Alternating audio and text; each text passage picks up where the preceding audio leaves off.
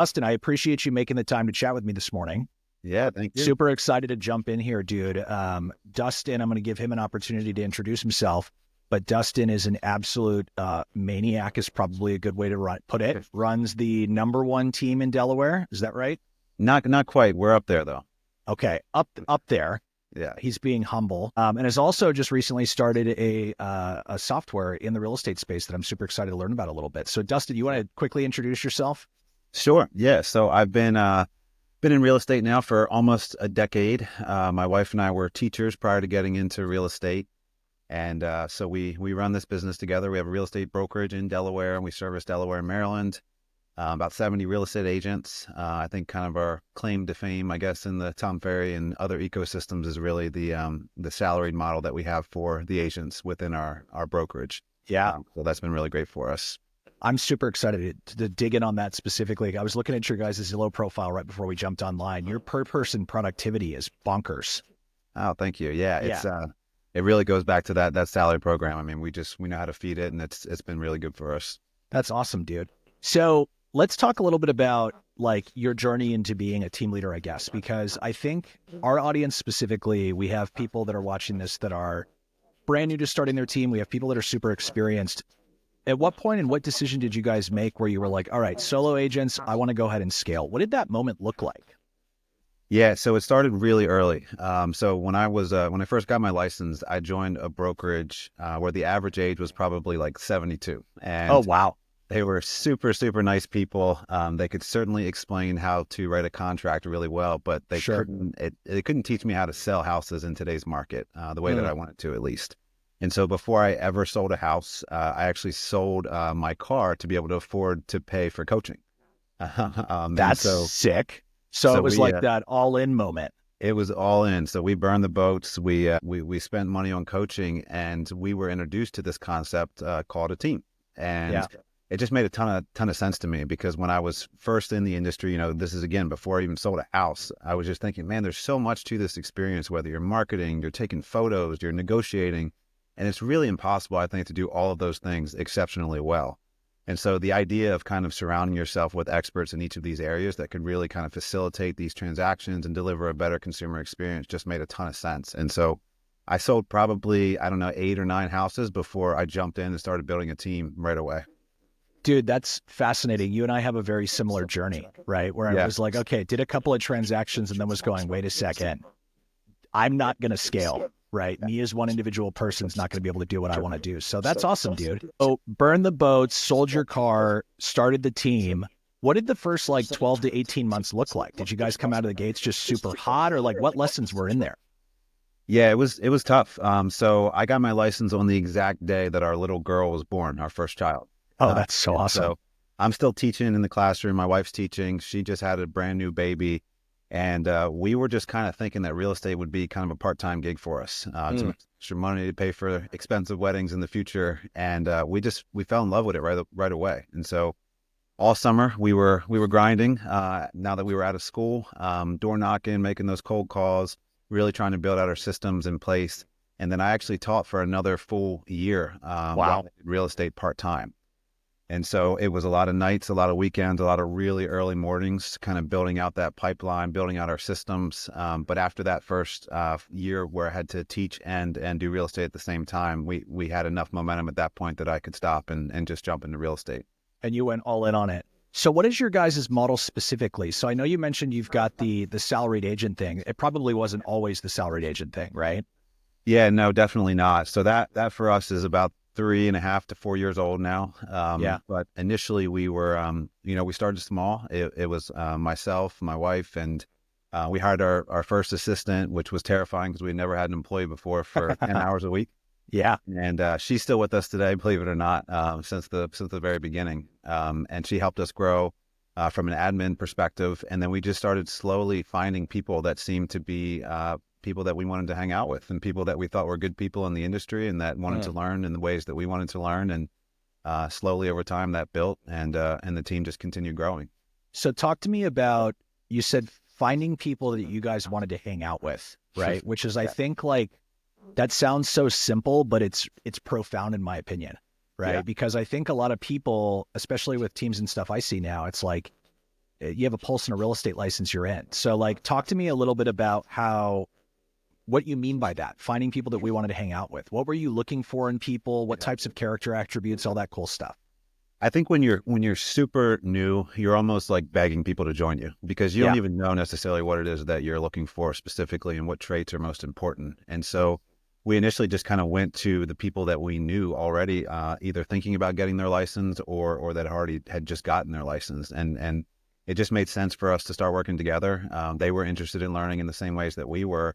But I think as we began to grow and we started to learn a little bit more about the ideal agent that we were looking for, our criteria changed a little bit. We still wanted to make sure that we had really good people on our team. We've always been really community driven. And so every single person on our team really cares deeply about the community that we serve. But beyond that, we started picking up on some of the soft skills and some of the things that were most important as we started attracting agents. And so I think we continue to refine that today.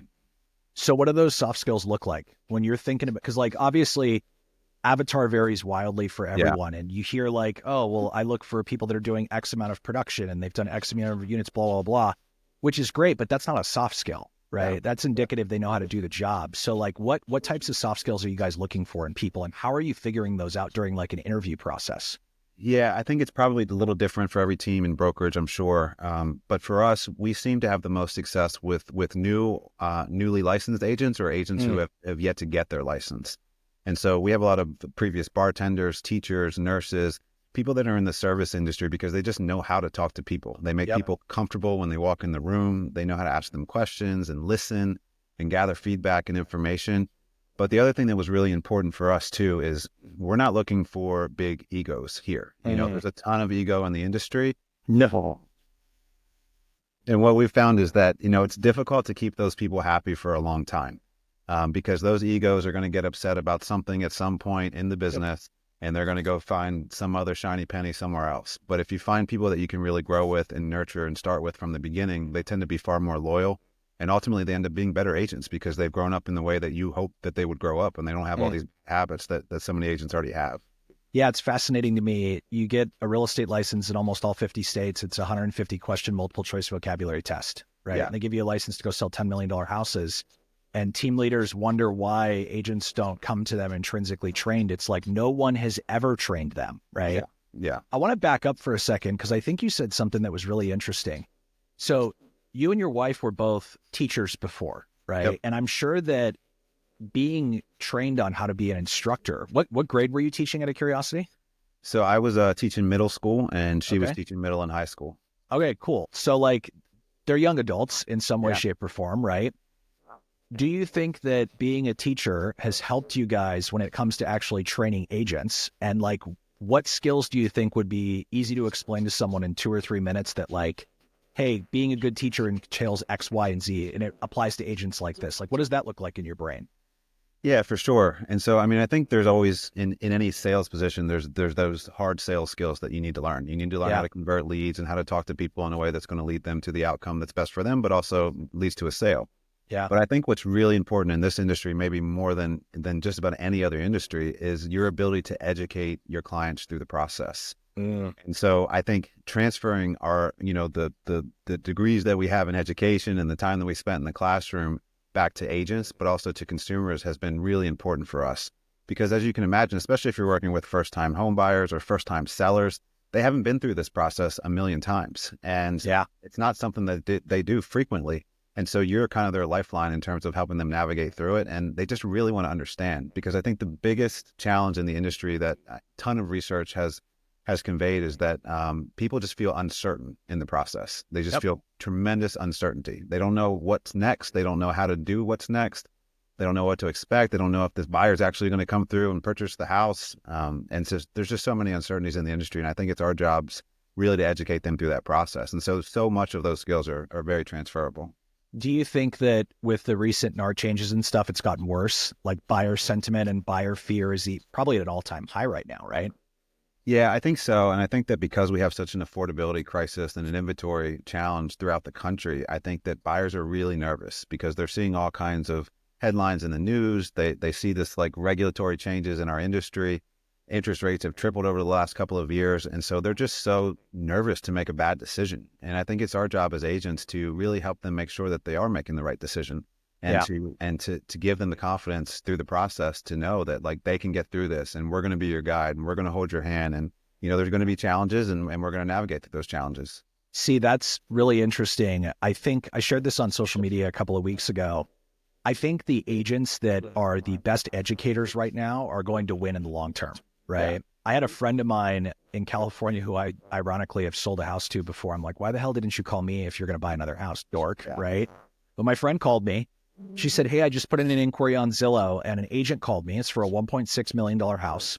And the agent told her on the very first call, within 2 to 3 minutes of talking to her, that before he could show her a single house, he needed her to sign an agreement that she was going to pay 3% of the closing price to her before they even go see it. And she was like, hey, well, do you think we could meet first? And he's like, no, this is my policy. I don't even consider meeting with you unless you sign this. I think that's a good thing for people like you and I, right? Like it sounds terrible, but like if people and agents are really out there educating people that way, their understanding is so naive that it's going to create a really big separation for people like us to like eat up market share. You know what I mean? Yeah. And we always try to put the ourselves in their shoes. Imagine if you're showing up to see a house and all of a sudden someone hands you a stack of papers that's like you're getting married to them, essentially. You just want to see the house, at the end of the day. Yeah. What's the ideal consumer experience? We always talk to our agents about this. Consumers want to make sure that they have access to all the data around the house, that they know transparently, what's going on with this house, what the price is, if there's seller disclosures, they want to see those, review those, understand those. And you're kind of the gatekeeper, but you need to make sure that you're providing value first before you get into this major agreement that makes them feel really uncomfortable and unsafe as they navigate forward. Yeah. So do you think it's a fair statement? I'm curious what your opinion is on this. Do you think it's a fair statement that being a good educator is probably more important than being a good salesperson in real estate in 2024? Yeah, I think so. I think I've had to learn a lot more about sales over the last decade, coming from education, because we're teaching children, of course, it's our job to make sure they get the information that they need, but we started our business really around that education model. And so I knew that I went on listing appointments against agents that were far better salespeople than me. They've been doing this a long time. They had the big charismatic personalities, just exceptional salespeople. But I kept winning those listings. And I think the reason that I was winning those listings is because I was talking to them like they're normal people and not used car salesmen that's just trying to shove something down their throat.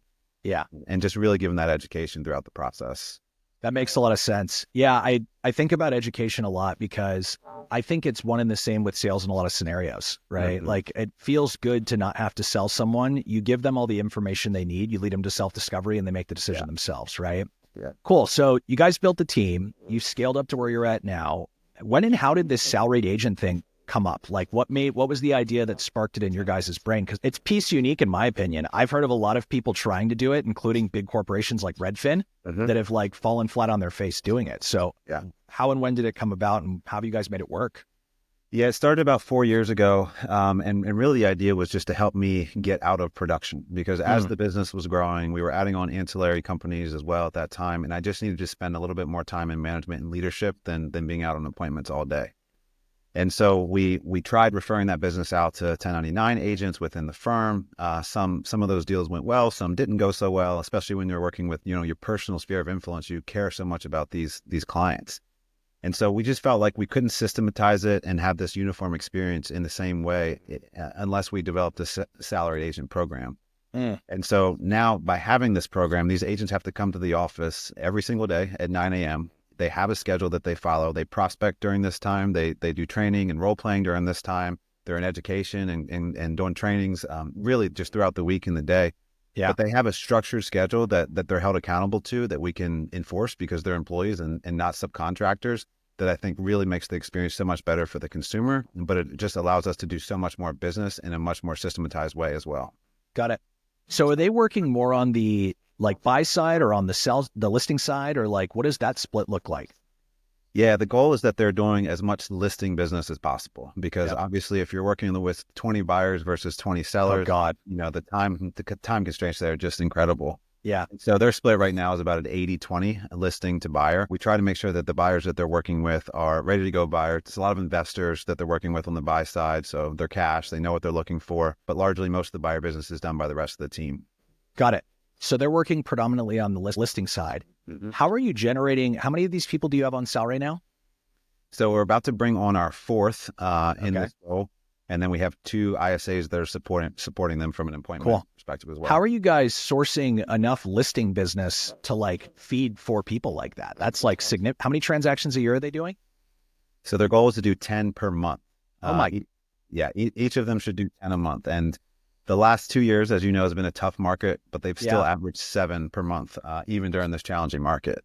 Wow. So it's been really effective for us. And I think, our team, our leadership team, our sales director has done a great job with our 90-day onboarding process to really get them up to speed pretty quickly.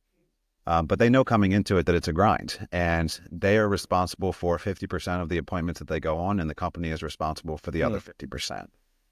And they're generating these 50% themselves by what? Calling through pond, circle prospecting, door knocking, doing all that stuff? Yeah, it's interesting because we are not and have never been like a Zillow Flex team. We're not big online lead people, and so we're not pumping them full of leads. But what we are doing is we're being very intentional about our marketing. And so we have a really robust marketing department, and that includes traditional media like TV and billboards and print and all those things, but also some dynamic social media as well. And so we're generating appointments for them that way. And then, of course, we do have a pretty significant database, over 10 years in the business that they're calling through, along with the typical expires and FSBOs and those types of things as well. That's awesome, dude. So they're in the office 9 to 5, Monday through Friday, working on the weekends and stuff. And I'm assuming compensation for these people is probably a combination of base plus commissions, bonuses. We don't have to go super into detail, but what split is it, base versus commission? Is it like an 80-20 split, or what does that look like? Yeah, so it increases every 100 sales that they do up until they get to 300 essentially. And so for that first year, it starts with heavy base because we know they're building their business and they need to scale and get that pipeline built. And then their commission continues to double for the next essentially 2 years based on their metrics. And so that begins to become a much more significant portion of their income. And the way that we structured it, and it's changed a little bit over the years because we've learned a lot of lessons through it, is our goal is not to have like a Redfin agent who's starving. We want to make sure these agents are really well paid. They're paid in the top 5 or 10% of our market compared to the, top producing 1099 agents in the market too. And so, but they have this steady base. They can pay their bills. If they have a family, they can support their family on that if they have a really tough month. But ultimately, the goal is to make as much money through the commission side as possible. Sure. And that probably helps with retention and all that stuff, right? Like you keep them happy, they're gonna stick around. Yeah. Cool, man. I want to talk about Archie for sure a little bit. Closing this part of the conversation, going into 2025, like what would you be thinking about if you were a team leader that was aspiring to get to your guys' level? Like what would you be thinking about going into 2025? Like the most important thing you should be thinking about or working on as a team leader? Yeah, I think right now it's so important to just lean much deeper into your database because I think the average cost per seller lead in the country is something like $900 right now. Oh my God. Crazy. And there's just so many companies out there, so many portals that are competing and selling the same leads. It's just almost impossible to make money on those unless you're just exceptional at conversion. And we all drop balls from time to time. Our agents drop balls from time to time. And if you miss one of those hot leads, then you're losing money on the deal. Yep. And so I think the deeper you can lean into your database through nurtures, through mailings, through gifts, through parties, through all of the things that we know how to do, I think the better you're going to be in the long run, because we all know that roughly 6% of our database turns over every single year. So those leads are the ones that are right in front of you. And those are the people that already know and trust you. You just need to go back to them and make sure that you're giving them value every day. Yeah, 100%. So not going out and spending money frivolously on leads, digging into your own database. All right, cool. That makes sense, man. Let's talk about Archie. Yeah. So you've ran this team, you've grown it, you've got tons of ancillary businesses going on, and now you've decided to venture into the software space, right? Yeah. So what is? Yeah. So Archie, I've been obsessed with technology for forever. And that's kind of been my hobby when I'm not selling real estate. And so we feel like over the last several years of being a team and then a brokerage that the real estate industry just has so many different tech products. We've got one product for document signing, one for management, one for transaction coordination, for brokerage operating, and all of these different things. Yep. And from our perspective, we're spending a ton of money on these. The customer service and the tech itself is somewhat disjointed. It's not exceptional. A lot of this is built on old technology. And so what we felt like we needed to do was we needed to create a solution that integrated all of it together. And so the goal with Archie is to create truly an autonomous operating system for teams and brokerages. It's not a CRM, so it's not the front of house. You continue using the CRM that you're using, but as soon as your client is ready to go under contract, we kind of handle the rest from there. And the goal is to make sure essentially that as much automation that can be done for your team or brokerage through that remaining process is in place. So this is built really from with AI from the ground up, where a lot of companies are trying to bolt on AI to existing products. And I think it's really hard to do that. I think you really have to think about AI from the beginning and then build around it versus the opposite. You know what? That's fascinating, man, because I didn't even think of that. Because when you think of all these providers right now that are in similar verticals, it's like everyone's trying to bolt shit on and they're trying to improve their current product. But like, how much of it are you going to have to undo to really get that flywheel effect like you're talking about? So you guys are probably one of the first that are actually doing that. Like AI in the last couple of, especially in the real estate space, I can't think of anyone that's building purely with AI in mind. It's all bolt-on stuff. Yeah. So this is going to be like a one-stop platform, right? The idea is consolidation and saving with economies of scale and all that cool stuff, right? Yeah, and it's so hard, I think, for getting agents to adopt technology. I mean, there's just so many different tools, and to get them to log into just one of those tools, is painstakingly difficult. And so by having one tool that kind of brings all of these things together, I think it's going to just create much more adoption for agents. It's going to give so much value to them and to your team, but it's also going to allow you to continue to scale without necessarily having to keep adding staff around that scale. Yep. And so our goal with this product is that, one admin can truly manage 1,000 transactions. Oh, wow. And we think that we can get there by eliminating about 90% of those mundane tasks that we all fill our plates with every day. Yeah.